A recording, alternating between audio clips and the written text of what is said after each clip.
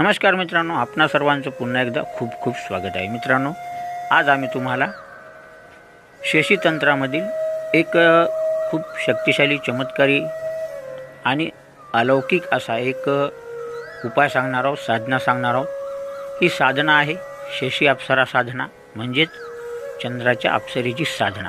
तर मित्रांनो, ह्या साधनेला करून आपण आपले कोणतेही कार्य सिद्ध करा आणि आपल्या सर्व इच्छा काही क्षणात पूर्ण करा। तर मित्रांनो, व्हिडिओला पूर्ण पहा, व्हिडिओला लाईक शेअर करा। अशा प्रकारे व्हिडिओ पाहण्यासाठी चॅनलला सबस्क्राईब करून घंटीचे बटन अवश्य दाबा। तर चला मित्रांनो, जाणून घेऊया ही साधना आपल्याला कशा प्रकारे करायची आहे। साधना खूप रहस्यमय आहे, खूप चमत्कारिक आहे।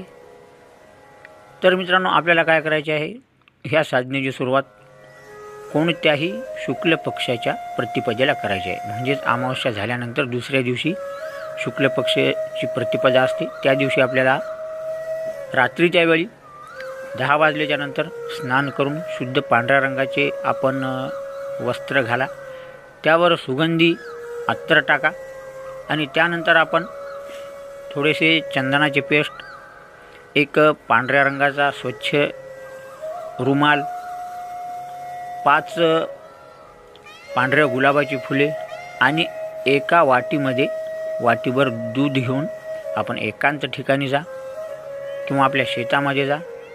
सोबत मोत्याची माळण्या, ज्यावर आपल्याला मंत्राचा जप करायचा आहे। तर मित्रांनो, अशा प्रकारे आपण पूजेचे साहित्य घेऊन गेल्यानंतर आपल्या शेतामध्ये किंवा एकांत ठिकाणी जेव्हा जासाल तर सर्वप्रथम आपण रुमाल खाली अंथरा आणि त्या रुमालावर आपण दुधाची वाटी आणलेली आहे ती अशा प्रकारे ठेवा की त्या वाटीमध्ये आपल्याला चंद्राचे प्रतिबिंब दिसेल। अशा प्रकारे आपण ही वाटी ठेवा आणि वाटी ठेवल्यानंतर आपण चंद्राचे प्रतिबिंब त्या वाटीमध्ये पाहून त्या वाटीला आपण सर्वप्रथम चंदनाचा टीका लावा, त्याला 5 गुलाबाची फुले अर्पित करा किंवा आजूबाजूला ठेवा 5 गुलाबाची फुले।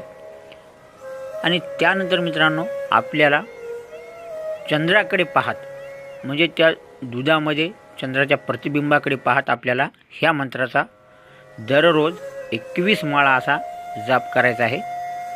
ही साधना आहे 15 दिवसाची, म्हणजे शुक्ल प्रतिपदेपासून पौर्णिमेपर्यंत आपल्याला ही साधना करायची आहे।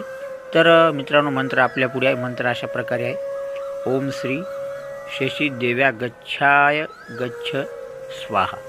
तर ह्या मंत्राचा आपल्याला दररोज 21 माळा असा 15 दिवस जप करायचा आहे।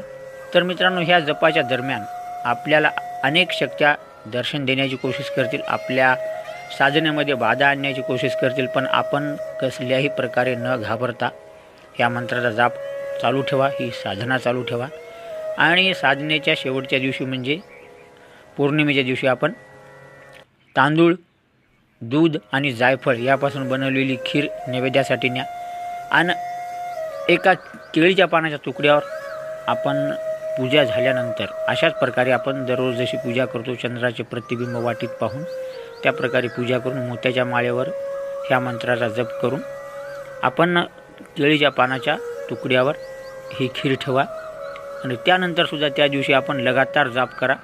त्या दिवशी आपल्याला म्हणजे मोजका जप करायचा नाही, तर आपल्याला त्या दिवशी लगातार जाप करायचा आहे। तर निश्चितच त्या दिवशी शेषी अप्सरा आपल्याला दर्शन देण्यासाठी साक्षात येईल किंवा आपल्याला आवाजाच्या रूपात दर्शन देईल। जर आपल्याला दर्शन दिले साक्षात तर आपले पुण्य म्हणा। चंद्राची अप्सरा असे स्वरूप दिसेल तुम्हाला की त्या स्वरूपाकडे पाहून आपण आकर्षित व्हाल। आपल्या भावना आपण आपल्या कंट्रोलमध्ये ठेवणार नाही। अशा प्रकारे इतकी सुंदर, इतकी आकर्षक, इतकी मनमोहक ती शेषी अप्सरा असेल। दिसायला सुंदर,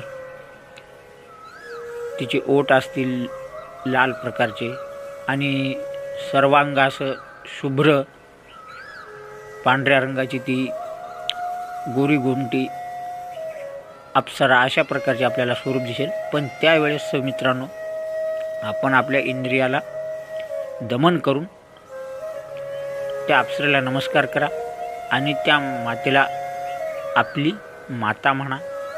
आणि मातेने तुम्हाला जर विचारले की तुझी इच्छा काय आहे, तर त्यावेळेस एवढे म्हणा की हे माता, मी तुझे बालक आहे आणि मी ज्यावेळेस संकटामध्ये असेल किंवा माझ्यावर ज्यावेळेस मोठे संकट येईल, कोणते अवघड कार्य करायचे असेल, मला कोणत्याही वस्तूची गरज असेल, त्यावेळेस मी तुझे स्मरण करील, तेव्हा तू माझ्यासाठी धावून ये आणि आपल्या बालकाचे रक्षण कर. अशा प्रकारे जर तुम्ही म्हणाल तर निश्चित तुमचा विजय होईल.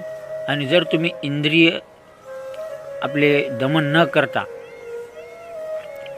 दुसरे अलग काही मागशाल तर निश्चितच आपल्या साधनेची इथे विटंबना झाल्यासारखी होईल आणि आपल्याला या साधनेमध्ये निष्फळता प्राप्त होईल.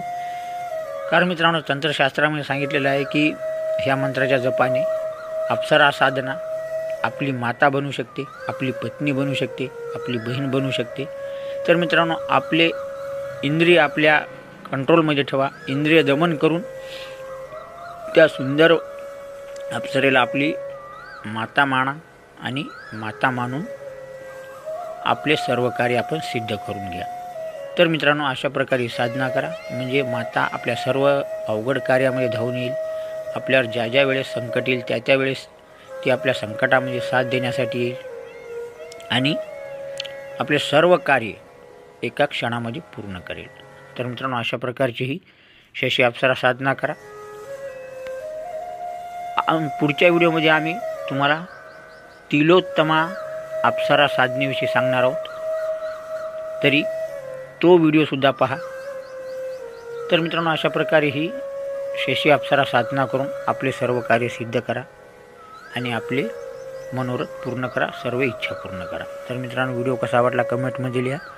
व्हिडिओला जास्तीत जास्त लाईक शेअर करा. अशा प्रकारे व्हिडिओ पाहण्यासाठी चॅनलला सबस्क्राईब करून घंटीचे बटन अवश्य दाबा.